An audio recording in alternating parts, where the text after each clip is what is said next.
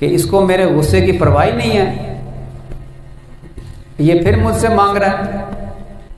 इब्लीस ये जानता था कि अल्लाह ताला जब जलाल में होता है ना तो अल्लाह ताला का जमाल ख़त्म नहीं हो जाता। तो उसने अल्लाह ताला शानों से एक चीज़ मांग ली, और अल्लाह जानते थे कि ये जो मांग रहा है ये किस लिए मांग रहा है। अल्लाह जानते थे कि ये इसलिए मांग रहा है कि मैं इनको गुमराह करूँगा। उसने कहा भी कि ये अल्लाह मुझे मोहलत दे दे, क़यामत तक की मोहलत दे दे, मैं इनके दाएं तरफ से आऊँगा, बाएं तरफ से आऊँगा, आगे से आऊँगा, पीछे से आऊँगा, मैं इनको गुमराह करूँगा और तू देखेगा कि इनमें बहुत थोड़े लोग शुक्रगुजार होंगे।